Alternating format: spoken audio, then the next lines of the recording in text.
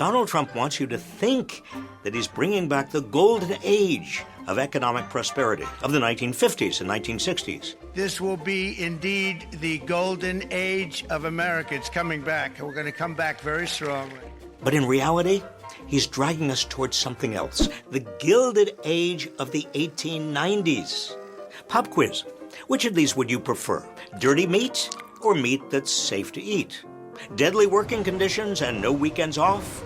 Or safe working conditions and spending time with friends on a Saturday?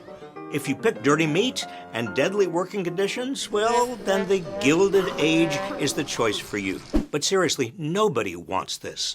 Except apparently Donald Trump. You know, our country was the strongest, believe it or not, from 1870 to 1913. That's because the Gilded Age was dominated, both economically and politically, by a privileged elite, largely at the expense of everyone else. You want to know the main difference between Trump's Gilded Age and the prosperity of the 1950s? Worker power. During the Gilded Age, organized labor was weak, corporations were largely unregulated, and inequality was rampant. Thanks to the efforts of progressive reformers and organized labor in the first half of the 20th century, workplaces were safer, and workers gained more bargaining power. By 1954, 35% of American workers in the private sector were union members. Corporate taxes were around 50%. And the top marginal tax rate on the wealthiest Americans was 91%. In the 3 decades that followed World War II, America created the largest middle class the world had ever seen.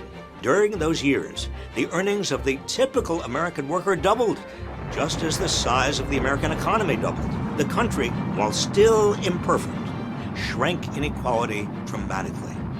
That is exactly what Trump and his Republican allies want to roll back. He wants the rich to be richer, unions to be weaker, and everyone else to be easier to exploit. Next time you hear him talking about how much wealthier Americans will be thanks to him, remember that he's not talking about you.